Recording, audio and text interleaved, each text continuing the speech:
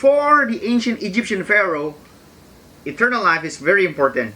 And as they go through an internal internal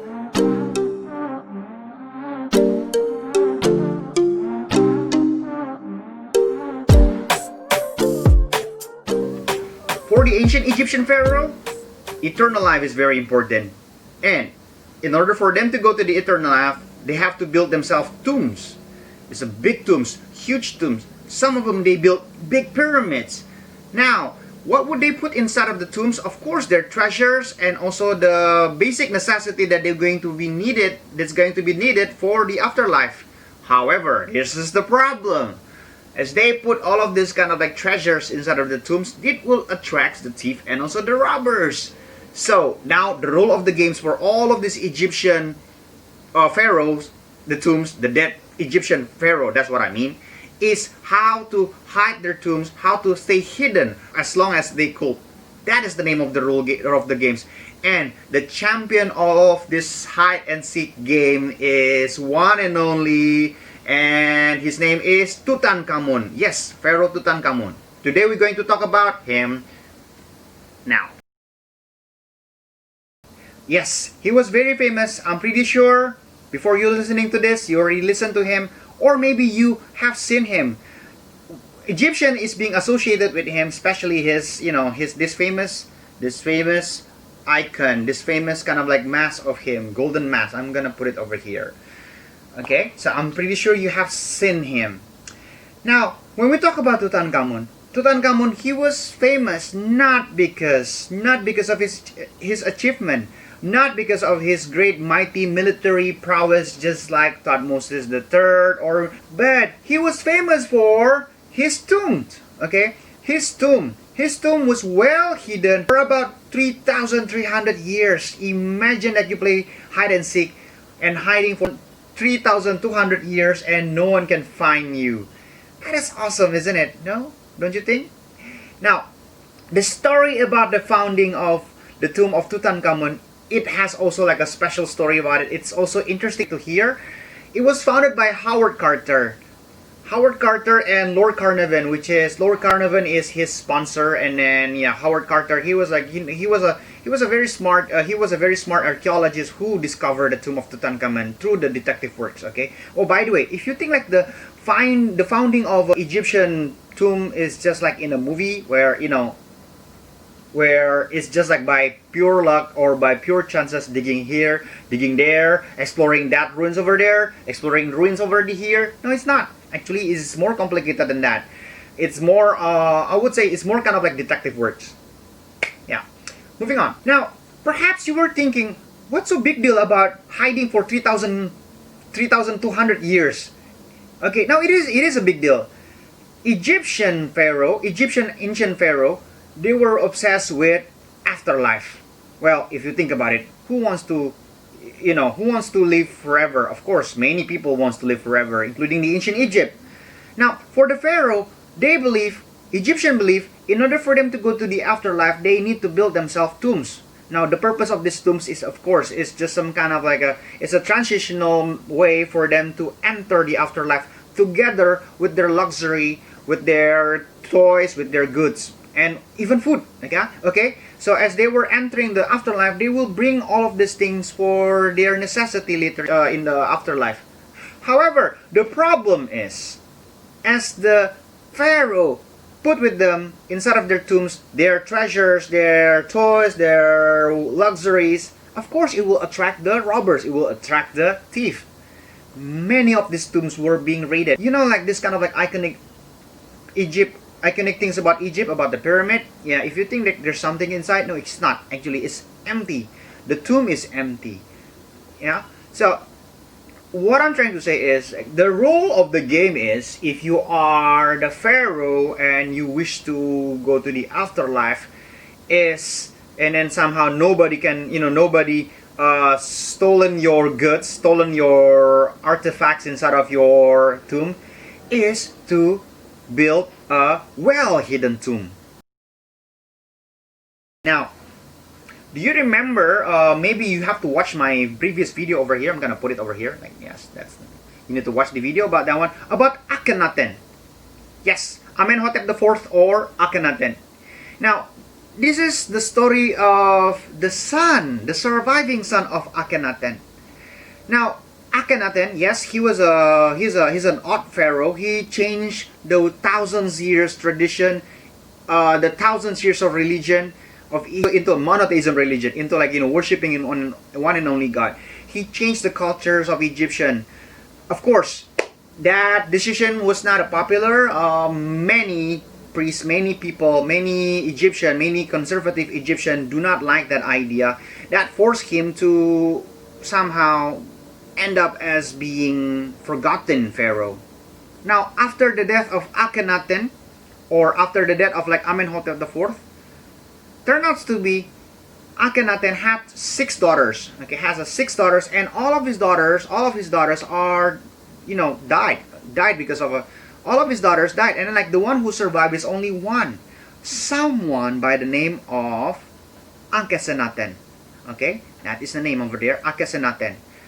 Now, other than Ankhesenaten, turns out to be Akhenaten also have another son. Okay, as I mentioned earlier about the daughters, but now he also have a son with another wife. If you watch that video that I just kind of like showed it to you guys before, Akhenaten had a wife by the name of Nefertiti. Now, other than Nefertiti, Akhenaten also married with another woman by the name of by the name of Tia. Oh wait, not Tia, Kia. Kia, like the car, like Kia. From her, he had a son, one and only son, someone by the name of, as I said earlier, Tutankhaten. Oh, did I mention it? No, I didn't. Tutankhaten means the living image of Aten. Now, why it's so important? The name is in Egypt is very important. The name Tutankhaten means that means Akhenaten, he respect the god of Aten. I mean the god of the sun disk, which is by the name of Aten. He respected so much that he named his son as the living image of Aten. Cool, huh? Now, when Akhenaten and Nefertiti died after ruling for 17 years in Egypt, Tutankhaten and also Ankhesenaten, which is like the last surviving children, they were just like 9 years old. They were still like just 9 years old. Think about that. Now, as they are just like still 9 years old, they were being taken care by the vizier of Akhenaten, someone by the name of I. Someone by the name of I. See you? Okay. All right. Okay. I. Now, I was the vizier. He decided what to do with these 2 surviving children of Akhenaten. Of course, if you think about it, if you're 9 years old and then you are considered to be like the last remaining royal family, and you are soon to be like the king of Egypt, and well, actually, Tutankhaten is already being considered to be as the king of Egypt at that time, or the pharaoh. But he was just like a 9 years old. Not trying to underestimate you guys, like 9 years old kids, but then again, like for 9 years old as a pharaoh, what can you do? Now, the big question is like this: should this kind of like 9 years old Tutankhaten stay in Amarna, or stay in this kind of like the city that built by his father, and then like continue the legacy, which is like the religion of Aten, or should they just like return to the old capital city of Thebes? Yeah, where the capital city of Thebes itself is I highly recommend you to watch the video that I just posted. Is where the city of Thebes itself is dominated with the old religion, of Egyptian, which is the ultimate god is by the name of Amun, the hidden god. So the Tutankhaten and also Ankhesenaten decided to return to Thebes. Oh, by the way, so Tutankhaten and Ankhesenaten, that makes them step brother and stepsisters. Yeah, they are step brothers and stepsisters because they came from the same father, but then again they came from the different mother. Yeah, so to make things kind of like a little bit maybe odd for you guys, maybe weird even weird for me. Now, Ankhesenaten and also Tutankhaten, they got married. Yes, they're stepbrothers, but they got married. Well, that's how the Egyptian royalty works. I mean, marriage works. So they got married. Now, in this marriage, in the New Kingdom period, the succession of the royal family of the pharaoh is not based on the male heir, but then again, it's based on the female heir. Yeah, this is only happens in the New Kingdom period. So that makes the women in Egypt, the women in ancient Egypt is somehow highly respected. So in order for someone to become the pharaoh, it all depends who do you marry with. So now for Ankhesenaten, she was like the direct descendant. She was like the daughter of Nefertiti. She has the most royal blood compared to Tutankhaten. Now Tutankhaten, this name is very complicated. Oh my goodness. Okay, this Tutankhaten and this Ankhesenaten, they got married, and somehow, because now they moved back to Thebes, to the old capital city of Egypt, which is like the old religion still persists there. Now, they were being somehow said, like, they were being forced to change their name from Tutankhaten into Tutankhamun. Now you get the name Tutankhamun. Now, from Ankhesenaten into Ankhesenamun. As they got married, now they had children. Yes, they had children. They tried to have a children. Now, sadly, the children, they have two daughters, and then these two daughters, they did not survive. They did not survive their first years as a child. Like, very, very sad. As terrible things happens to them. These are terrible things for our parents. To happens to our parents.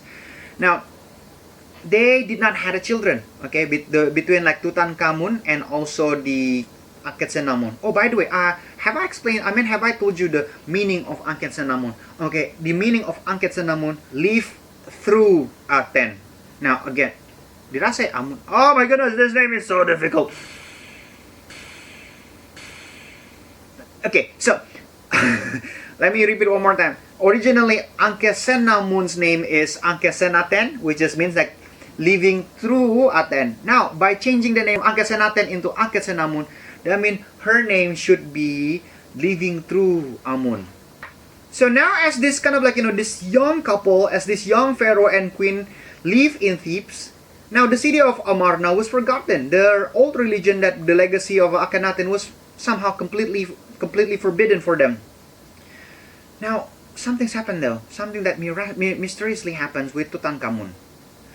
After he became the pharaoh when he was 9 years old, and on the age of 17 years old, he died suddenly. The death is very obscure, but one of the story was being recorded that he had a chariot accident. He had a chariot accident, like, chariot was the fastest thing that man can invent during those time. Yeah. Now, he fell, and then in this kind of like accident, he got his leg broken, his thigh, his kind of like, femur broken. And then there are a lot of like theories out there. There are a lot of theories, like, somehow they're agree with this several theories, but then again, other will disagree. Now, one of the theories said that because of that injury that he had a infection. Okay, he died after having infection, and he had a fever, and then, well, he died. But also some other theories said that he died later. He survived the accident, but he contracted with malaria. Now, actually, there's also another theory, which is, I think this is more interesting. He was being murdered. He was being assassinated. Ooh. He was murdered? He was being assassinated? By who? Okay. We do not know, but with this kind of like, adding up with this kind of like puzzle, we can get a conclusion who is the murderer and why he was murdered. Okay? Now, did I say like these two, Tutankhamun and also Ankhesenamun was the last remaining kind of like royal family? Yes, they are. They are still two. Now, it's weird. Now, when Tutankhamun was he died. Of course, as a pharaoh, he need to be mummified. He need to be mummified. Now, it's something that we can find out like from his tomb. It's very obvious that the tomb was built for him was originally was not for him. Everything, the preparation, everything, it was in hurry. Now, it took about 70 days to be mummified. The whole process, like the removal process and like the drying process. Yeah, someday I'm going to talk about like the mummification process. It took about 70 days. Not many kind of like, and usually the pharaoh, it would took almost the whole lifetime of him to build a tomb. Now, for this young pharaoh, he was just like 17 years old. He he only like what he ruled for about 6 years. So I don't think he had enough time to build a tomb. Everything was in a hurry. The tomb that was designated for him was not for him. In fact, the iconic golden mask of Tutankhamun, okay, it was not his. It was somehow borrowed. Even the sarcophagus, even everything, okay, the furnitures and everything. Now, some says that all of this kind of like, all of this borrowed stuff is from the other kind of like, from the other royal family member. If I'm not wrong, Tutankhamun's sister.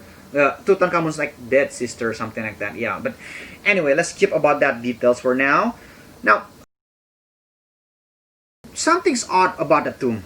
Yeah, if you look into this kind of like, paintings of Tutankhamun in his tomb, there was this kind of like pictures of the vizier by the name of not vizier. Okay, the vizier. Remember about the vizier? The vizier of dressed up as a priest, dressed up as a Egyptian priest, like wearing whenever you see like the Egyptian painting, someone like wearing kind of like a leopard skin. These are not warriors, okay? These are not hunters. These mean they are priests, okay? Only priests wearing this kind of like leopard skin. Now, it seems to be in this kind of like image, in this kind of like scene. Oh, one more thing. The scene here was being kind of like, instead of like being carved, but then again, it's using painting. That means could be one thing, okay? If they don't have enough time to kind of like make the carving, so they just like painted. Now, in this painting, which should be the vizier, he dressed up as a king, and look at the helmet. Look carefully at the helmet. I mean, not the helmet, the hat. It's a king helmet. It's the pharaoh helmet. Now, what's going on here? And in this kind of like scene, performing some kind of like rituals. We call it as the opening of the mouth of the mummy. Opening of the mouth of the mummy. It's a kind of like, it's a ceremony to kind of like somehow opening the mouth of of course, Tutankhamun's mummy for the afterlife. So later in the afterlife, Tutankhamun can speak, Tutankhamun can eat. Yeah, something like that. Now, that means, okay, with this kind of like, paintings, the pharaoh after Tutankhamun is the vizier. Now, interesting, isn't it? Now, another kind of like, another evidence that somehow it seems to be Tutankhamun was being murdered is from the letter of Ankhesenamun. Now, Ankhesenamun, as the widow of Tutankhamun, yeah, she had no daughter. Now, one day, she wrote a letter. She wrote a secret letter. She wrote a secret letter to the enemy of the Egyptian. Okay, at that time, the enemy of Egyptian was the Hittite Empire. It's located somewhere in the modern Turkey. Now, the Hittites is the enemy of Egypt, and then like for Ankhesenamun, she wrote a secret letter. Basically, I'll just gonna go paraphrase the letter, okay? Now, the paraphrase goes like this. Oh, look at me. I, with a humble heart, look at me. I am a queen asking you, my enemy, the Hittites king, for one of your son, one of your prince. You have a lot of prince, you have a lot of sons, to marry me. For my husband died, and I am in danger. Help me, rescue me, I'm scared. That's the letter.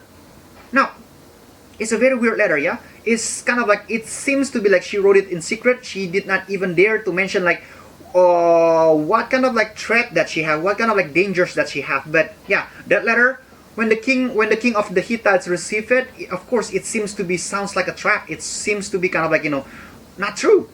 But anyway, the king of Hittites finally sent one of the prince with the bodyguard, with the entourage and everything to Egypt to propose the marriage to, of course, the Ankhesenamun. But something's happened. On the way to Egypt, just in the border of Egypt, the prince, the bodyguards, and all of the entourage were killed. They were all murdered. They were being ambushed by the Egyptian. Funny thing is, in Egyptian history record, it was never being recorded. But the Hittites, they recorded very well. In the Hittites empire history, it was being recorded.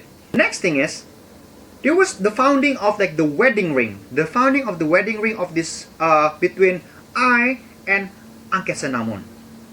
Now, it's kind of like, interesting. The wedding ring of like this the wedding ring, Egyptian wedding ring, it looks like a two rings combined into one, and then with their names, with the cartouche, we call it, right? The cartouche, the official name of the of the king and also the queen.